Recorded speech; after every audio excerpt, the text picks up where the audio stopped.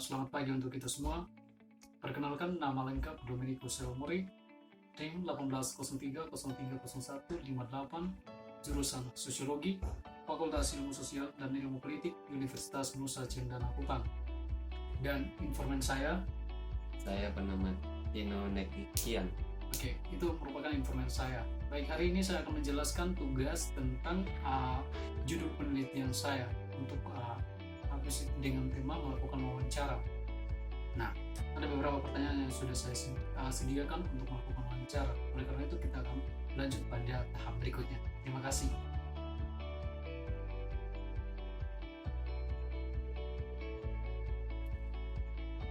Baik, di sini akan saya ajukan beberapa pertanyaan terkait dengan judul yang saya ambil, yaitu bagaimana upaya panti asuhan dalam hal ini berlangsung dalam membentuk karakter anak asuh. Nah, ada pun alasan kenapa saya memilih judul ini, karena yang pertama adalah berantar dari realitas yang saya lihat saat ini. Banyak sekali karakter-karakter yang menyimpang dari baik sampai pada yang buruk.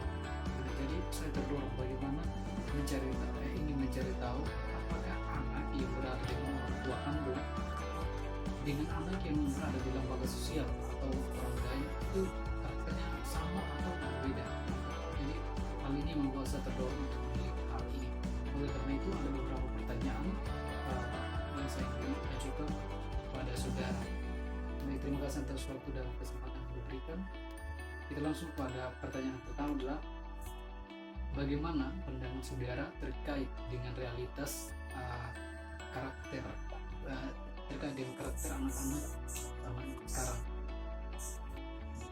Mengenai karakter anak ini kita bisa melihat bahwa ada dua karakter, yaitu baik dan buruk. Dimana karakter yang buruk kita bisa mengambil contoh dari ini kasus tawuran, pemakaian narkoba, ini minuman keras dan korupsi yang terjadi. Dan karakter yang baik adalah dimana bahwa anak-anak tersebut ini melakukan tanggung jawabnya sesuai dengan norma-norma dan aturan yang ada. Oh, jadi maksud saudara bahwa saat ini karakter itu tidak satu saja. Jadi karakter itu ada dua, ada orang yang berkarakter baik dan ada yang buruk. Jadi menurut yang saudara katakan tadi itu, orang yang berkarakter baik itu yang tadi itu menaati setiap aturan yang berlaku. Kemudian orang yang berkarakter buruk itu dia ada, kita bisa lihat yang terjadi saat ini banyak tawuran, narkoba, miras dan lain sebagainya. Itu sudah tertara. Terus kira-kira menurut saudara, apakah karakter anak yang tinggal dengan orang tua kandung, ya, apakah karakter anak yang tinggal dengan orang tua kandung berbeda dengan karakter anak yang tidak tinggal dengan orang tua kandung, atau dalam hal ini tinggal dengan orang lain atau lembaga sosial, misalkan panti asuhan? Kalau dari pertanyaan ini kita bisa lihat bahwa ini ada juga yang sama, tetapi dalam hal ini kebanyakan berbeda, karena dari orang tua, ada yang orang tua dengan sikap yang tegas, maka karakternya akan sama dengan yang di panti asuhan. Sedangkan yang kalau tidak tegas, maka anak tersebut pasti akan malas-malasan dan tidak akan mengikuti aturan-aturan yang diberikan oleh orang tua. Dan kalau di panti asuhan kita bisa lihat bahwa ada aturan-aturannya yang harus ditepati oleh anak-anak, sehingga ini aturan-aturan itu kan sudah diberlakukan secara detail. Mungkin begitu. Oh, jadi menurut saudara lebih dominan perbedaannya gitu. Ya. Jadi perbedaan itu terletak juga tergantung dari didikan atau pola asuh orang tua gitu ya. Jadi maksudnya mana, kalau kita bisa memilih nih, mana karakter anak yang menurut saudara itu antara orang tua lebih bagus atau dengan orang lain? Lebih bagus yang dengan orang tua atau orang lain? Dengan orang lain, karena kita bisa lihat realitas kan dengan orang tua kebanyakan lebih malas-malasan. Oh, kalau dengan orang tua kan pandangan saudara bahwa mereka itu malas begitu ya. Artinya ada sikap manja begitu ya. Berbeda kalau dengan orang lain, kita lebih teratur, habis itu terbawa juga dengan perasaan takut gitu. Menurut saudara. Kita lanjut nih pertanyaan yang ketiga, apa yang harus dilakukan oleh orang tua asuh ya untuk membentuk karakter anak yang baik? Kalau dari pertanyaan ini mengenai orang tua asuh, ini ada lebih banyak orang tua asuh mengaturnya lebih baik dibandingkan yang keluarga, tapi kita bisa lihat ada segelintir orang tua asuh yang mengaturnya tidak baik dengan ini terkadang memberikan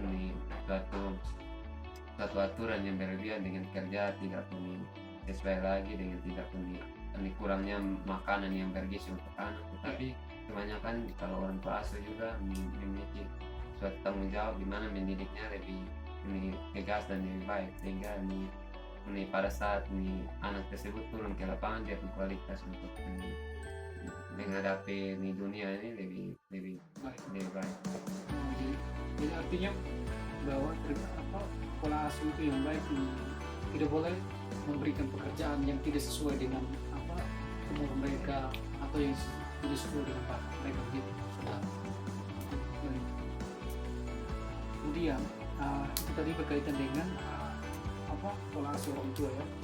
Terus ada lagi pertanyaan berikut, selain sekolah, apakah lingkungan keluarga dan lingkungan masyarakat berpengaruh dalam proses pembentukan karakter selain sekolah? Apakah lingkungan khususnya keluarga, masyarakat itu juga turut berpengaruh kan dalam proses pembentukan karakter? Kalau dari pertanyaan ini mungkin yang lebih berpengaruh yaitu keluarga, karena kita bisa tahu bahwa anak ini ada dari keluarga, sehingga karakternya ya terutama di keluarga. Kalau keluarga tidak mendidik dengan baik, maka tidak mungkin sampai lembaga sekolah karakternya akan baik. Mungkin ini butuh proses dari lembaga sekolah untuk lebih keras mendidik dari karakter anak untuk lebih baik kalau dari pihak keluarga tidak mendidik dengan baik.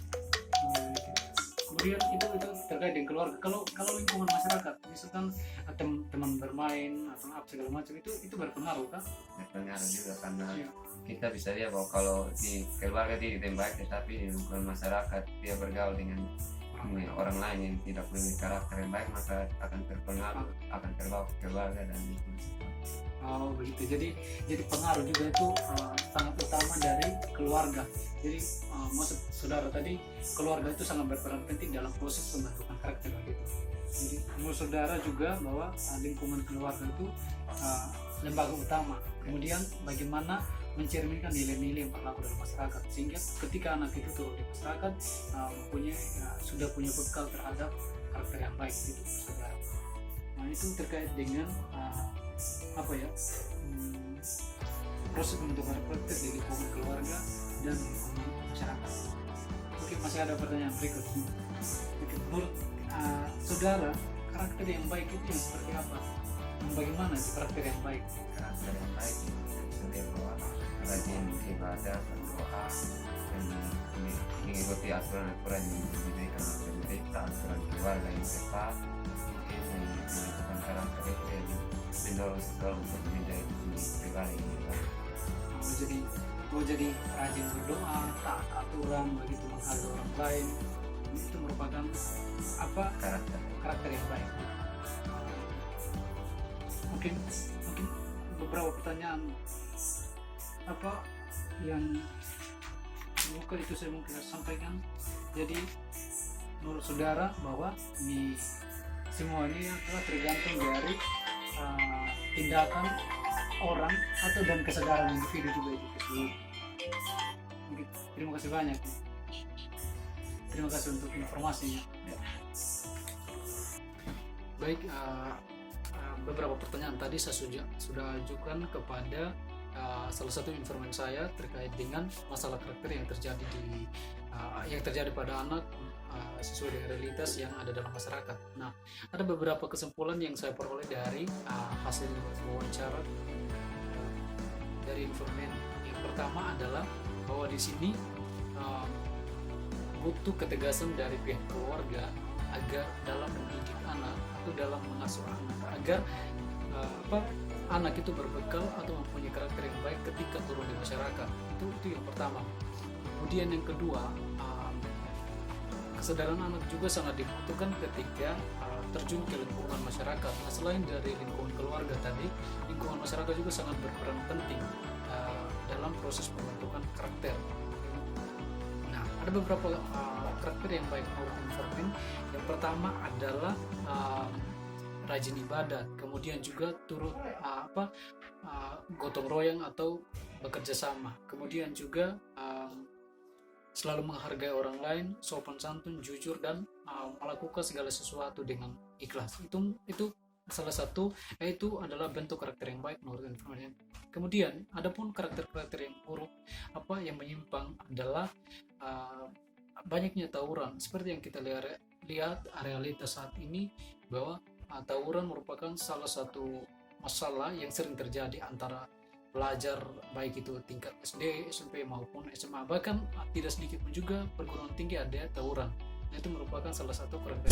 Nah, selain itu ada juga karakter-karakter yang tidak baik, misalkan narkoba, korupsi, dan lain sebagainya. Itu merupakan salah satu bentuk tindakan yang menyimpang dari karakter. Nah, itu merupakan hal-hal yang perlu kita waspadai atau antisipasi. Oleh karena itu perlu ketegasan baik dari masyarakat itu sendiri maupun pemerintah. Nah, selain dari lingkungan keluarga, lingkungan masyarakat, dan lingkungan sekolah, menurut Vermin, lingkungan agama juga atau nilai-nilai agama juga turut berperan penting dalam proses pembentukan karakter. Nah, menurut Vermin ada beberapa cara atau ada beberapa hal-hal yang perlu ditanamkan kepada setiap individu agar bisa memperoleh karakter yang baik. Misalkan itu memberikan kebebasan untuk mengikuti kegiatan sesuai dengan kepercayaan, kemudian juga mengajarkan untuk selalu berdoa sebelum dan sesudah melakukan aktivitas dan lain sebagainya. Nah, terkait dengan pertanyaan yang lain, tadi saya juga menanyakan tentang perbedaan antara anak yang tinggal dengan orang tua dan anak yang tinggal dengan orang lain atau lembaga panti asuhan seperti yang saya cantumkan dalam judul penelitian. Nah, menurut Vermin tergantung dari setiap lembaga tersebut atau orang tua, karena setiap lembaga atau orang tua berbeda didikan. Kadang juga walaupun lembaga dalam statusnya sosial yaitu menaungi setiap anak, kadang ada juga lembaga yang bersifat semena-mena terhadap anak-anak asuh, yaitu selalu menggunakan dana bantuan untuk anak-anak asuh, kemudian juga memberikan pekerjaan yang sebenarnya tidak layak untuk anak-anak asuh. Jadi semua ini tergantung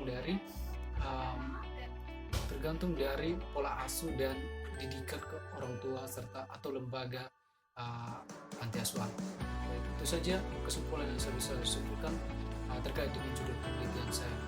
Terakhir saya ucapkan terima kasih.